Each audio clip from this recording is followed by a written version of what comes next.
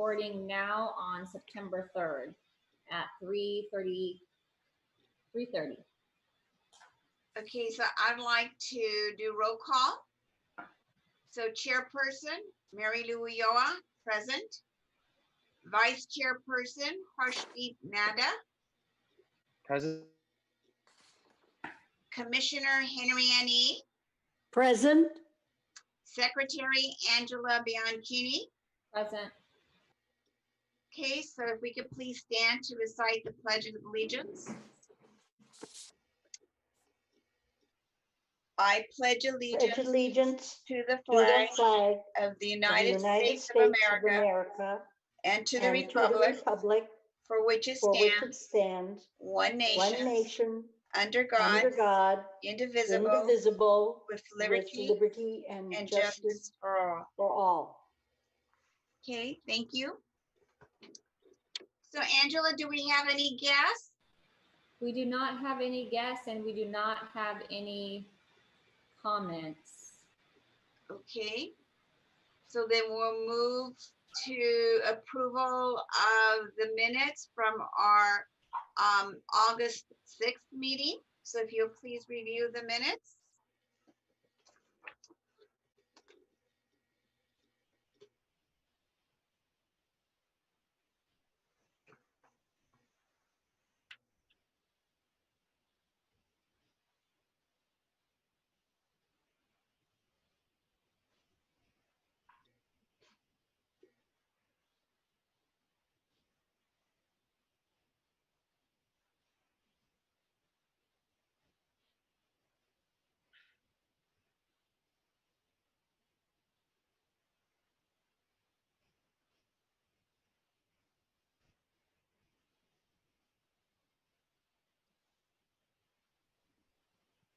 All right, motion to approve the minutes from our last meeting on August.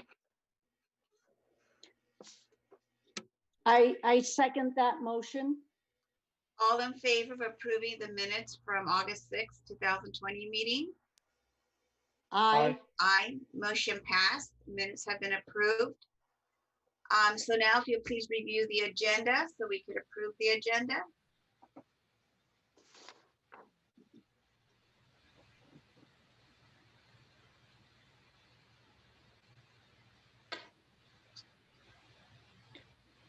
I move that we approve the agenda for September 3rd, 2020.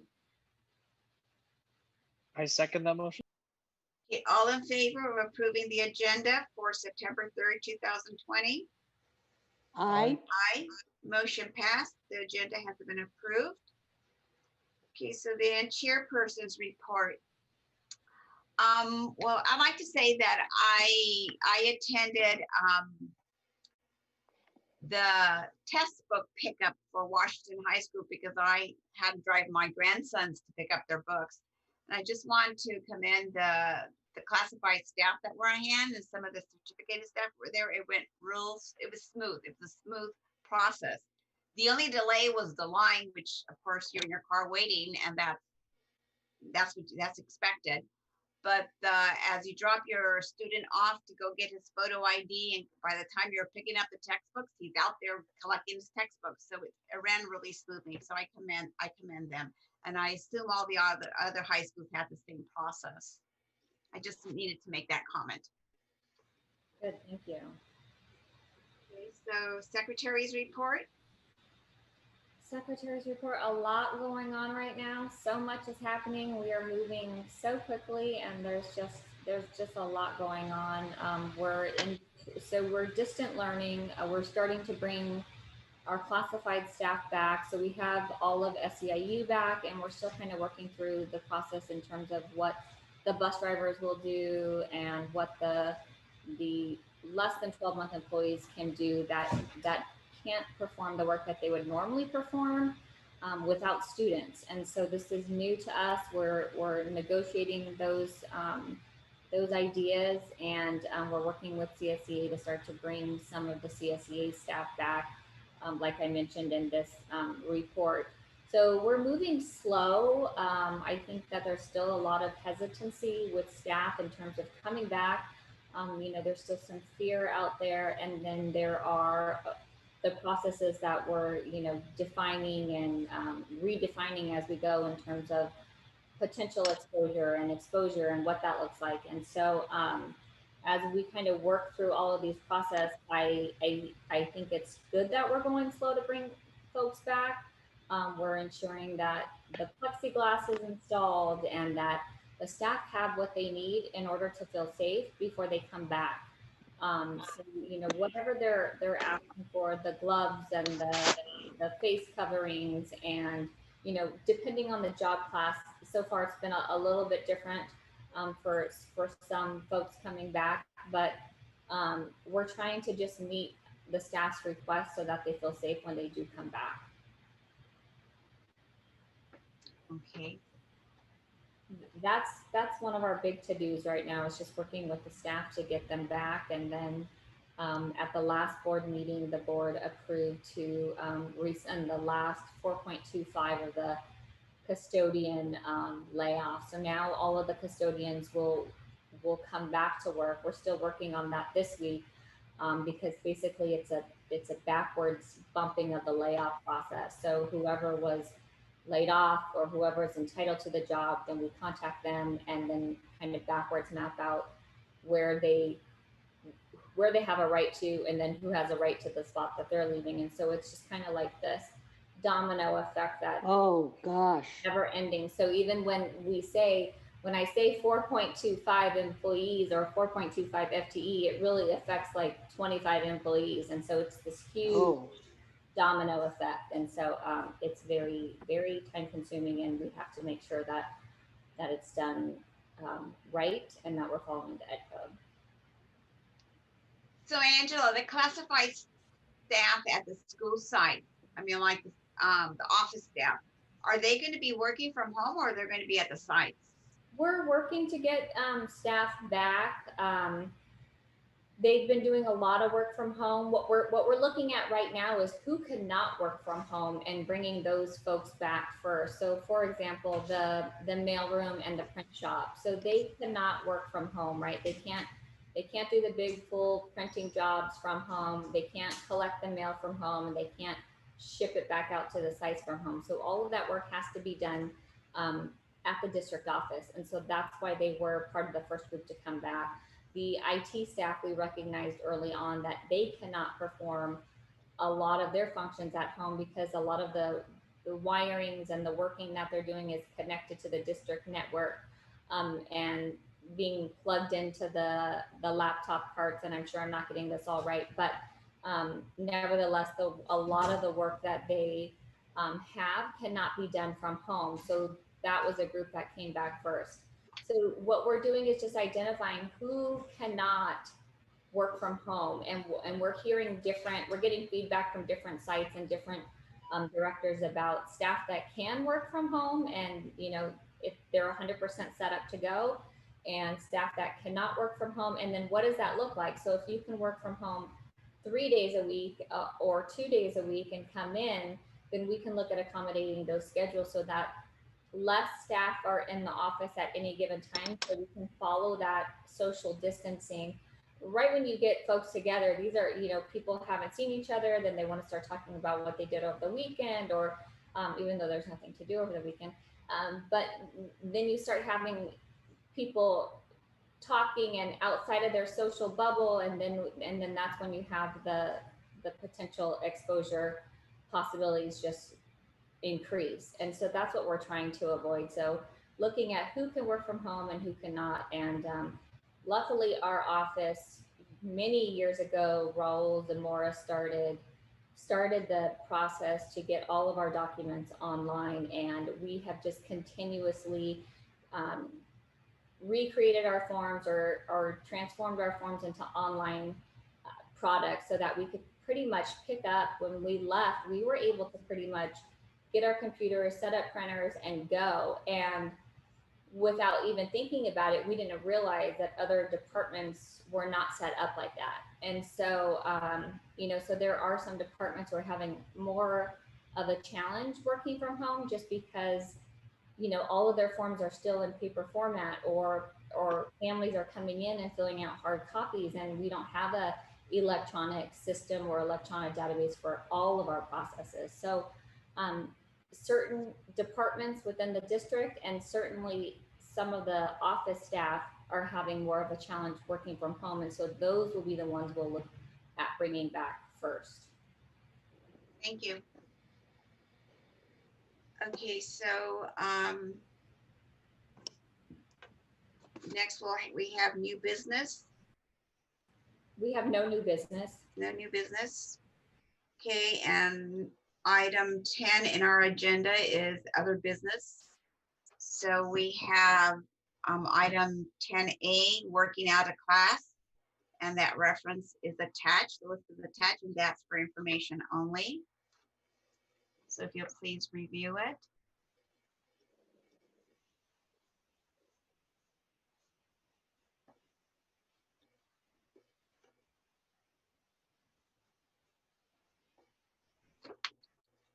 And next we have eligibility list, 1 through 8. The first one is for account clerk 2. The second one is child nutrition service manager. The third, custodial crew leader. The fourth, custodian 2. The fifth, district wellness lead, August 12th, 2020. The sixth, district wellness lead, August 27th, 2020. The seventh, electrician. Eighth, school secretary. And these items are in action items. So please review.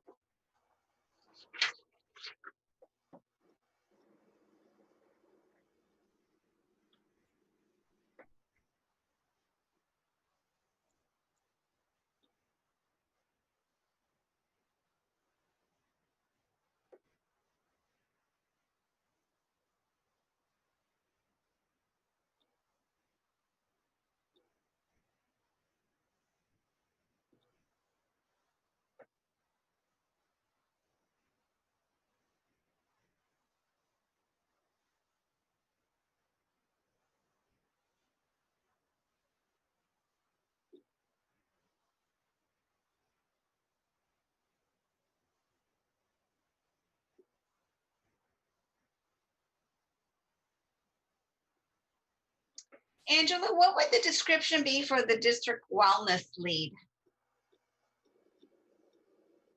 So this is the position I think we talked about last time briefly. This one requires the marriage family therapist. Okay. This position is being funded by the county.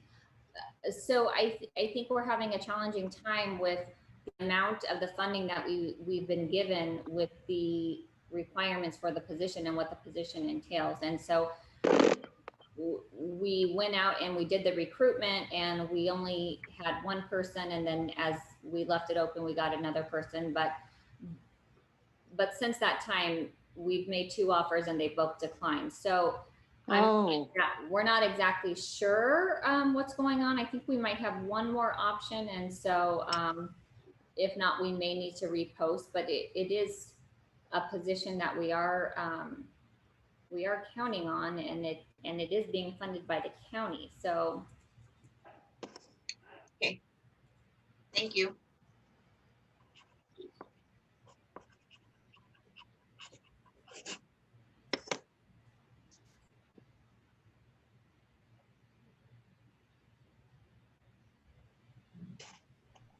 All right, motion to approve item 10B, eligibility lists 1 through 8. I second that motion. All in favor of approving the eligibility list? Aye. Aye. Aye. Motion passed. The eligibility list 1 through 8 have been approved. So now we'll move on to item other business 10C, personnel actions. Classified employment personnel actions. This is a board from the FUSD board action. This is for info only. So go ahead and review it.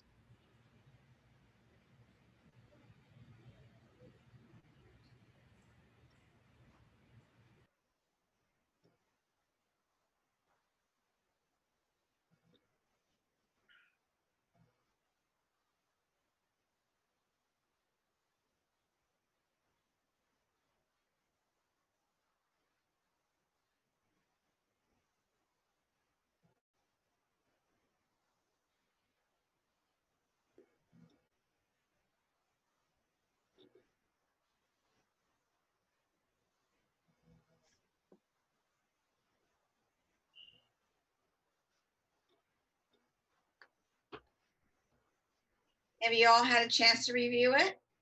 Yes. Okay, so we'll move on to item 10, other business 10D, recruitment report, and this is also for information only.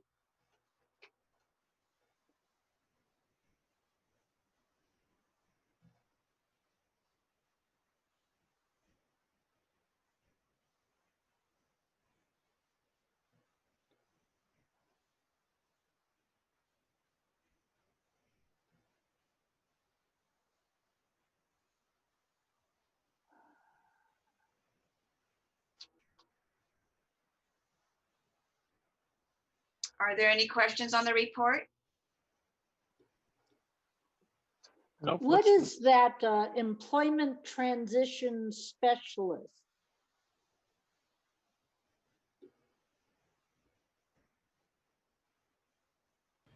This position is housed out of the special ed department. Oh, okay. Let me see if I can look up the job description. This was recently, we originally posted it as career college, and we weren't able to fill it. And so the employment transition specialist works very closely with this position. So they basically provide vocational assessment with our special ed population. And so we are posting it as this position rather than the career specialist position. Okay. All right. That I haven't seen that one before. You know why? This one was the old job coach job classification, and we changed it a couple years back, but you probably would have heard it as the job coach. Okay. If that sounds more familiar. Yeah. They kind of act like a liaison between careers in the community, or helping students who graduate get careers. With our special ed population. Okay, good. Or employment opportunities. Okay, so we're going to move on to other business E, reinstate employee ID 6863 to para educator 2. So this is normally where I share paperwork with you, and we just discuss the employee ID. So basically, we had an employee who was working with us, and right before the pandemic, they resigned to take another position. Well, they took another position and they since got laid off, and so now they're looking to come back. And so we are going to request that we put them back on the reinstatement list. The challenge is right now we don't have a whole lot of vacancies. So this person would probably not get immediate employment, but if we put them back on the list, as positions come open, we can send them out for interviews.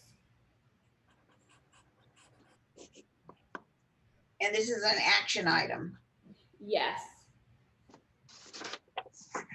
Okay, so I move that we reinstate employee number 6863 to the para educator 2 eligibility list.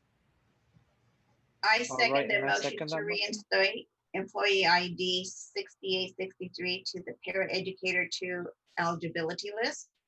All in favor? Aye. Aye. Aye, motion passed. She will be reinstated. Okay, so we'll move on to item 11, communications. We don't have anyone here for communications. Let me just double check the email, because we've asked them to email us, and I haven't seen any today, and I'm just double checking really quickly. No, we don't have any public comments or any communications. Okay, so we'll move on to item 12. Our next regular meeting will be held on October 1st, 2020 at 3:30 p.m. And with that, I'd like to adjourn our meeting at 3:50 p.m. Okay. Excellent. Thank you all. Thank you, Angela and Thank I know you. you guys are working very hard. We are moving right along, I'll tell you that. Yeah, well, we appreciate all you're doing. I know it's stressful. Yeah, it's a tough time.